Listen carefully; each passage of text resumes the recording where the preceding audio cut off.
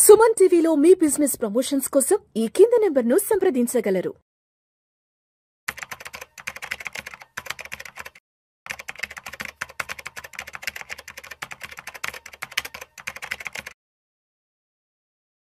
నమస్తే, welcome to Vishnu talks. నేను విష్ణు. ప్రస్తుతం మనతో పాటు amphi registered mutual fund distributor wealthy Chakradhar గారు ఉన్నారు. సార్తో మాట్లాడదాం.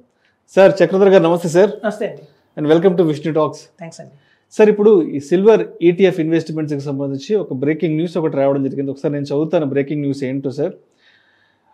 వెండి పథకాల్లోకి కొత్త పెట్టుబడులు వద్దు అంటే సిల్వర్ ఇన్వెస్ట్మెంట్స్కి సంబంధించి ఎటువంటి కొత్త పథకాలు అలౌ చేయట్లేదంటూ కూడా కొన్ని మ్యూచువల్ ఫండ్ సంస్థలు నిర్ణయం తీసుకున్నాయి. ధరలు అనూహ్యంగా పెరిగిన ఫలితంగా ఈ డెసిషన్ తీసుకున్నారంటూ కూడా వార్త రావడం. అంటే ఇప్పటి వరకు ఉన్నటువంటి సిల్వర్ ఈటీఎఫ్ ఇన్వెస్ట్మెంట్స్ని ఫర్దర్గా ముందుకు తీసుకెళ్లట్లేదు, ఇప్పటి నుంచి ఆపేస్తున్నామంటూ కూడా మ్యూచువల్ ఫండ్ కంపెనీస్ నిర్ణయం తీసుకున్నాయి. అంటే ఇప్పటి వరకు ఎలా ఉండిందంటే బంగారం వెండి ధరలు విపరీతంగా పెరిగిపోతున్న వేళ అంటే ఎవరైతే ఫిజికల్గా ఇన్వెస్ట్ చేయలేకపోతున్నారో అటువంటి వాళ్ళందరికీ కూడా ఈ సిల్వర్ ఈటీఎఫ్స్ అనేవి ఒక ప్రత్యామ్నాయ పెట్టుబడి మార్గాలుగా ఉన్నాయి. సరే, ఈ ధరలు పెరిగిపోతున్న వేళ ప్రతి ఒక్కరూ కూడా ఈ సిల్వర్కి సంబంధించిన ప్రత్యామ్నాయ మార్గాలు ఏమున్నాయంటే అన్వేషిస్తున్న టైంలో ఈటీఎఫ్స్లోకి రావడం జరిగింది. రీసెంట్గా చాలా కంపెనీస్ కూడా సిల్వర్ ఈటీఎఫ్స్ని తీసుకురావడం జరిగింది. బట్ ఇప్పుడు ధరలు విపరీతంగా పెరిగిపోవడం వల్ల ఉన్న పలంగా సిల్వర్ ఈటీఎఫ్ ఇన్వెస్ట్మెంట్స్ని ఆపేస్తున్నామంటూ కూడా మరి మ్యూచువల్ ఫండ్స్ కంపెనీస్ నిర్ణయం తీసుకున్నాయి. కాబట్టి సో ఏంటి నెక్స్ట్ ఏంటి అసలు? ఇది యాక్చువల్గా ఒక గ్లోబల్గా జరిగిన డిమాండ్ అండి. మనం ఎకనామిక్స్లో చదువుకుంటాం. డిమాండ్, సప్లై, ప్రైస్ అని మూడు ఉంటాయి. ఈ డిమాండ్, సప్లై, ప్రైస్ ఈ మూడు కూడా అనుసంధానంగానే ఉంటుంది. డిమాండ్ ఎప్పుడైతే బాగా పెరుగుతుందో సప్లై ఉండదు. ఇప్పుడు చూడండి, మనకి గోల్డ్ కానీ సిల్వర్ కానీ అవి మైనింగ్లోంచి తీయాలి బయటికి. అది ఫిజికల్గా తీయడం అంటే చాలా కష్టం. Time taking process. రాత్రికి మనం 100 కిలోలు తయారు చేయలేము. అది చాలా టైం పట్టే ప్రాసెస్. సో దాంతో ఏమవుతుందంటే మనకి సప్లై లేదు. సప్లై ఎప్పుడైతే లేదో డిమాండ్ హ్యూజ్గా పెరిగిపోయిందో తద్వారా ప్రైస్ పెరిగిపోయింది. అది మామూలు లాజిక్. సో ఇలా ప్రైస్ పెరుగుతుందో సిల్వర్ మీద కానీ గోల్డ్ మీద కానీ జనాలందరూ కొందాం అనుకుంటారు. ఒక టైంలో ఎలా ఉండేది అంటే కిలో బంగారం వెండి కిలో వచ్చేసి మనకి ₹1,00,000 ఉండేది. ₹1,00,000 కిలో వెండి అంటే మనం ఫిజికల్గా కొనుక్కుంటే కెపాసిటీ చాలా మందికి ఉంటుంది. ఇప్పుడు అమాంతం 2,00,000 అయిపోయింది. 2,00,000 వెళ్ళిపోయినప్పుడు మనం ఫిజికల్గా దాన్ని కొనాలంటే చాలా కష్టం. సో కాబట్టి ఏమైనా ఆల్టర్నేట్ ఆప్షన్స్ ఉన్నాయా అంటే మనకి ఈటీఎఫ్స్ గురించి మనకి చాలా పాపులర్ అయినాయి.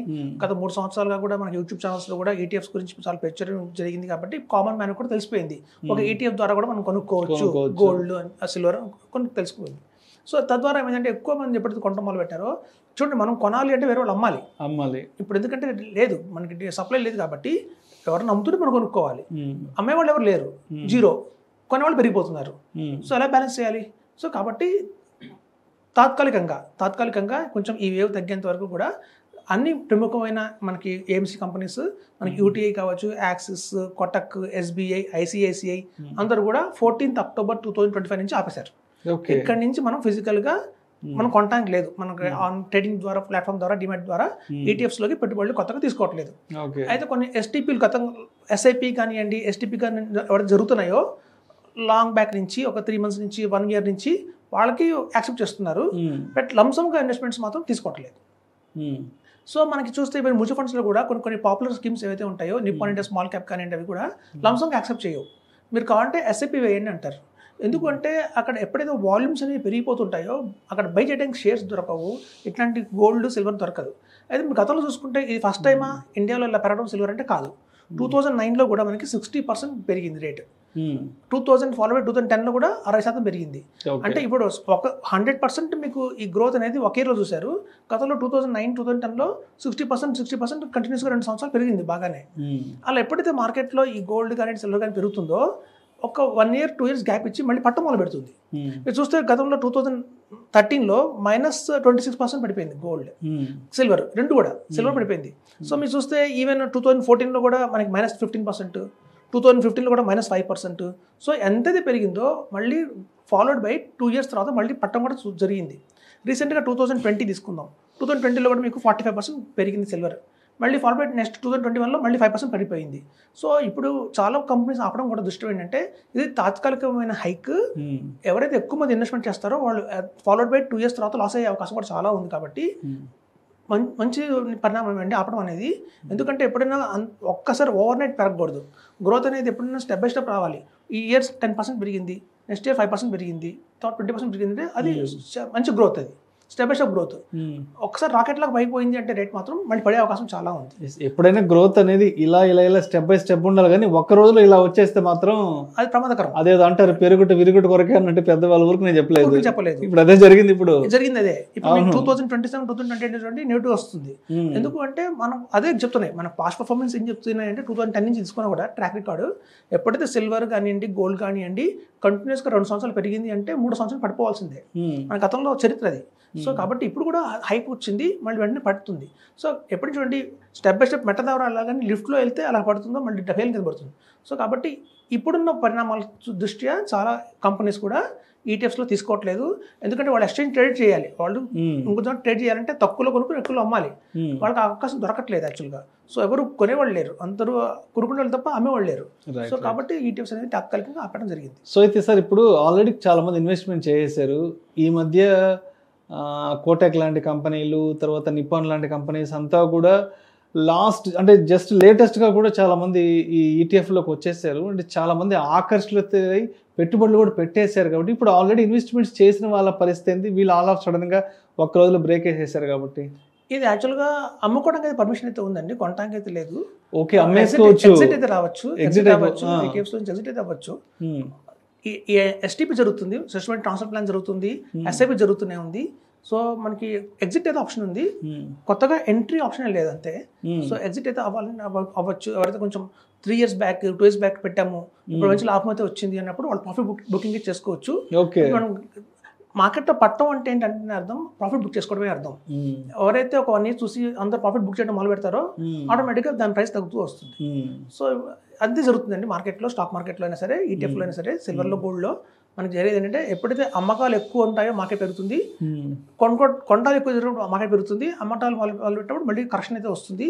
సో మనం చెప్పేది చాలామంది నాకు కాల్ చేస్తున్నారు పర్సనల్గా కూడా, నేను చెప్తున్నాను వెయిట్ చేయండి, మనకి రాబోయే రోజుల్లో ఎంతైనా పడుతుంది సిల్వర్, గోల్డ్.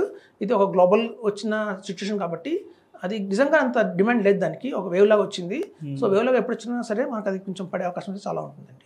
సో అంటే మొత్తానికి ఇప్పటివరకు ఎవరైతే రీసెంట్ టైమ్స్లో ఇన్వెస్ట్ చేశారో సిల్వర్ ఈటీఎఫ్లో వాళ్ళైతే మాత్రం అంటే సెల్ చేసుకోవడానికి అయితే ఆప్షన్ ఉంది, కానీ బట్ కొత్తగా బై చేయడానికి అయితే మాత్రం ఎక్కడ ఇందులో టాక్సేషన్ పడుతుందండి. షార్ట్ టర్మ్ లో సేల్స్ చేస్తే టాక్సేషన్ బాగా పడుతుంది, మన స్లాబ్ ఏదైతే అది పడుతుంది. కాబట్టి 1 year 2 years వెయిట్ చేసిన తర్వాత మనం లాంగ్ టర్మ్ లో అమ్ముకోవడానికి లాభం అని చెప్తాను. ఎందుకంటే short term capital gain tax దీనికి ఈక్విటీ లా ఉండదు, దీనికి వేరుగా ఉంటుంది. కాబట్టి క్యాపిటల్ గెయిన్స్ షార్ట్ టర్మ్ లో అయితే మనకి ఏంటంటే 20% ఉంటుంది ఈక్విటీస్ లో. అలా కాదు, మనం ఏ స్లాబ్ లో ఉంటే ఆ స్లాబ్ లో 30% స్లాబ్ లో ఉంటే 30% స్లాబ్ లో పడుతుంది. కాబట్టి లాంగ్ టర్మ్ దాకా వెయిట్ చేసి అమ్మడం మొదలు పెట్టని చెప్తాను. ఓకే, సో అంటే మొత్తానికి ఏదైనా సరే ఒక గ్రోత్ అనేది, ఒక పెరుగుదల అనేది అది గ్రాడ్యువల్గా ఒక స్టెప్ బై స్టెప్ వస్తేనే అది ఏదైనా ఒక మంచి ఇన్వెస్ట్మెంట్గా మనం పరిగణించవచ్చు. అంతేగాని ఒక్క రోజులో ఇలా ఉన్నది ఇలా అయిపోయిందంటే ఇప్పుడు మన కళ్ళ ముందు చూస్తున్న సిల్వర్ ఈటీఎఫ్ లాగా దాని పరిస్థితి ఉండొచ్చు అంటారు. అవునండి, ఎప్పుడు రాకెట్ లాగా వెళ్ళకూడదు పైకి, అయితే మాత్రం పడుతుంది అది గ్యారంటీగా. మన చూడండి రాకెట్ క్రాకర్స్ వచ్చాయి, ఇప్పుడు దీవాళి వచ్చింది, రాకెట్ పెడతాం పైకి వెళ్తే మళ్ళీ కింద పడుతుంది అది. ఎగ్జాక్ట్లీ కాబట్టి ఈ రాకెట్ గుర్తుంచుకుంటే చాలండి. ఇప్పుడు కూడా రాకెట్ లా పెరిగినప్పుడు ఎప్పుడు ఇన్వెస్ట్ చేయకూడదు, స్టెప్ బై స్టెప్ వెళ్తున్నప్పుడే కరెక్ట్గా ఉంటుంది చెప్తున్నారు. సో అంటే ఇప్పటి వరకు ఎవరైతే ఫిజికల్గా గోల్డ్ కొనలేకపోతున్నాము, లేదంటే ఫిజికల్గా సిల్వర్ కొనలేకపోతున్నాము, సరే మనకి వేరే ఇతర ఈటీఎఫ్ లాంటి మార్గాలు ఉన్నాయి కదా దాంట్లో పెట్టుబడి పెట్టుకుందాం అనుకున్న వాళ్ళకి మొత్తానికి ఇదైతే మాత్రం చాలా పెద్ద బిగ్ బ్రేకింగ్ న్యూస్ అని చెప్పుకోవచ్చు మ్యూచువల్ ఫండ్ కంపెనీస్ నుంచి. ఎక్కువ నార్త్ సైడ్ ఉన్న క్లయింట్స్ అందరూ కూడా మాకు దీవాళికి గోల్డ్ కానీ సిల్వర్ కానీ కొంటారు సెంటిమెంటల్ గా. అసలుకే ఆల్ టైమ్ హైలో ఉన్నాయి రెండు. ఎట్లాంటి టైంలో మనం ఆప్షన్ కూడా ఇచ్చామంటే ఆ పేరు వైపు ఇంకా ఎక్కువ కొంటారు. సో కాబట్టి తాత్కాలికంగా అది కూడా దృష్టిలో పెట్టుకొని దీవాళి ముందు ఆపేశారు. Right sir. Thank you sir, thank you so much Chakradhar గారు. థ్యాంక్స్ అండి.